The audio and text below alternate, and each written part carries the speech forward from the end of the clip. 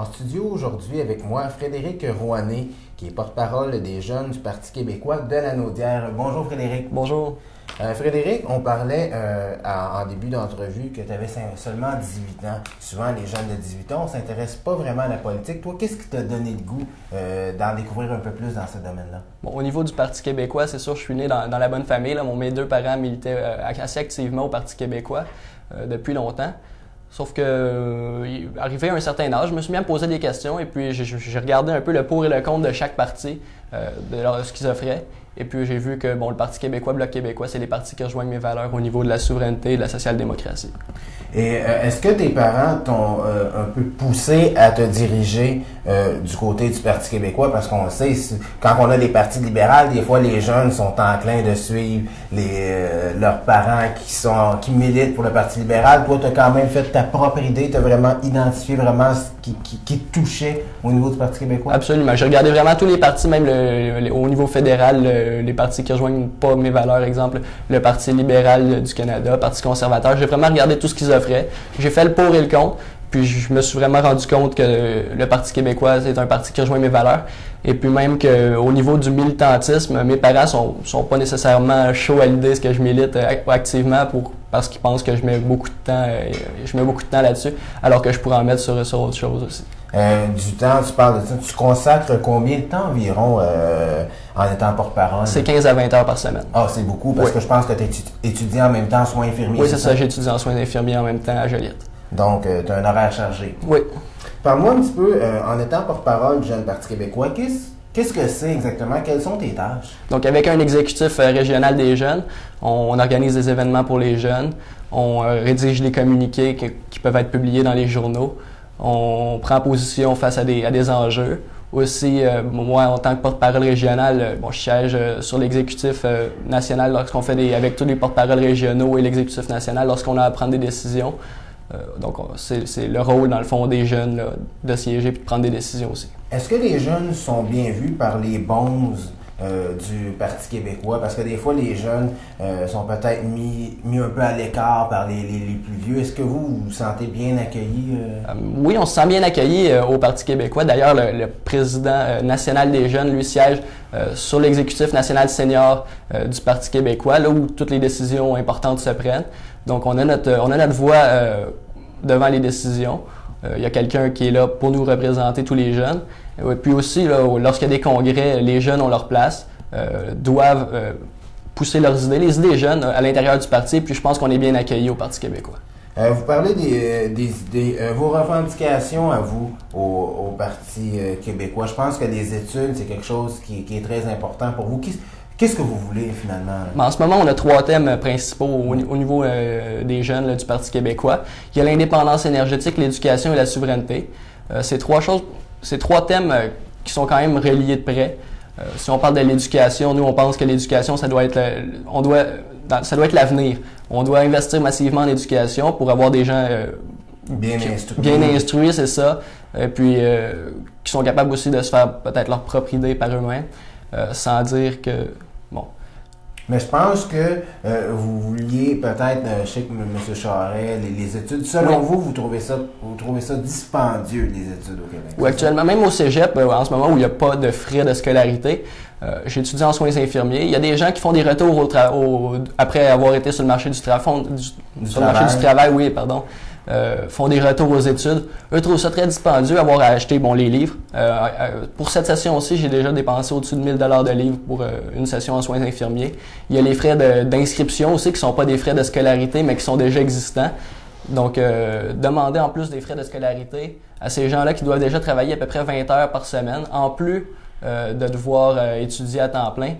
Il y a des gens que ce serait pas possible pour eux de continuer à étudier, ils devraient retourner sur le marché du travail et puis le niveau d'éducation du Québec serait pas augmenté par rapport à ça. Par contre, vous n'êtes pas d'accord avec moi en le disant, parce que moi j'ai eu la chance où j'ai pris la décision d'étudier en Ontario. Oui. Et en Ontario, c'est beaucoup plus cher les frais de scolarité. Oui. Donc souvent, les gens qui nous écoutent pourraient penser que les gens au Québec se plaignent un peu le ventre plein. Parce que si on compare avec toutes les autres provinces, les frais de scolarité sont quand même très minimes au Québec.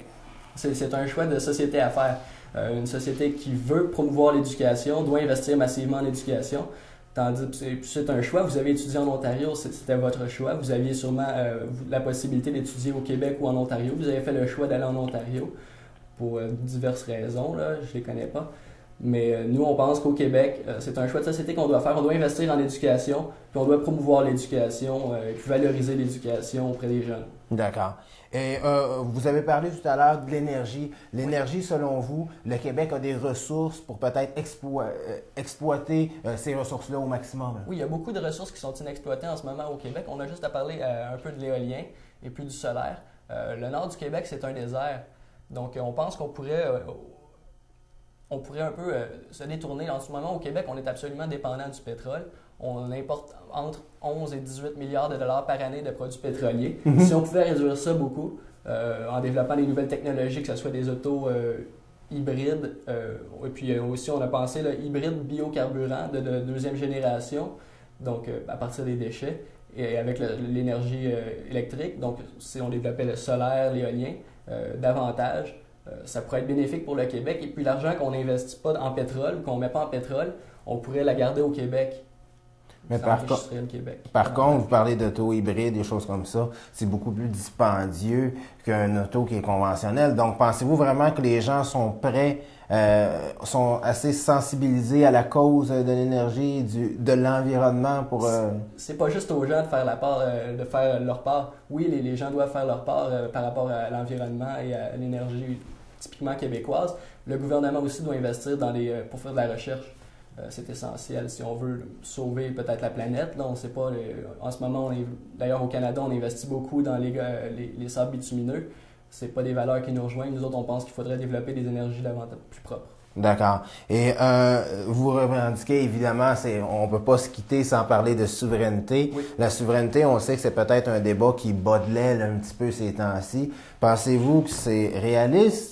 Un Québec souverain, un Québec, un pays, là. Je viens de parler qu'on n'a pas nécessairement les mêmes valeurs que le gouvernement canadien en ce moment, qui investit massivement en automobile, dans les sables bitumineux en Alberta. Nous, ici au Québec, on a du bois. L'industrie du bois ne fonctionne pas en ce moment. On manque d'investissement. On a besoin d'aide du gouvernement, entre autres au Saguenay-Lac-Saint-Jean. On a besoin d'aide et puis cette aide-là ne vient pas. On pense, nous autres, qu'en étant souverains, on pourrait investir là où les Québécois ont vraiment besoin. Et puis, on pourrait aussi signer nos propres accords internationaux. Par exemple, on reçoit souvent la comparaison avec l'Union européenne. Oui, l'Union européenne, au niveau de l'économie, c'est ouvert entre eux autres. Par contre, le jour où l'Allemagne fera voter ses lois par la France ou par un autre pays de l'Union européenne, il va y avoir un problème. Ce n'est pas des gens qui ont les mêmes valeurs nécessairement. Et puis, on pense que le Québec est distinct à l'intérieur du Canada et devrait pouvoir lui-même décider de son avenir. Et en étant souverain, je pense que les gens, la majorité, est-ce que vous voyez qu'au niveau monétaire, est-ce que ça va coûter moins cher pour les consommateurs, les payeurs de taxes, des choses comme ça, en étant souverain? Et est-ce qu'on va perdre des services? Il y a des gens qui craignent la souveraineté parce que, mais on a des services qui sont affiliés avec le Canada, donc on pourrait perdre ces services-là. Vous, votre point de vue là-dessus, ça ressemble à quoi? Bien, c'est sûr que ça serait le gouvernement du Québec de tout gérer. Par contre, on recevrait les taxes qu'on envoie en ce moment à Ottawa, on pourrait les garder au Québec et puis gérer vraiment à la québécoise 100% de nos ressources, des taxes, des impôts. Et est-ce que vous croyez que des gens comme Mme Marois, M. Duceppe sont des gens qui peuvent faire avancer la cause et finalement qu'on puisse voir le Québec un pays à moyen terme? Absolument. Le plan Marois qui est sorti récemment vers un Québec souverain, c'est sûr que c'est étape par étape. Par contre, je pense qu'on est sur la bonne voie. Il faut commencer, il faut réclamer à Ottawa nos dus. Premièrement, par les champs de compétences québécois. On est tanné qu'Ottawa vienne les gruger pour toujours en avoir plus, avoir le pouvoir de dépenser du fédéral, comme on appelle. On pense que vraiment, il faut y aller. Il faut réclamer nos dus et puis en vouloir de plus en plus, prendre goût à avoir le plus de pouvoir possible à Québec et non pas à Ottawa, des gens qui n'ont pas les mêmes valeurs que nous. Parfait. Je te remercie, Philippe. Merci beaucoup. Au revoir.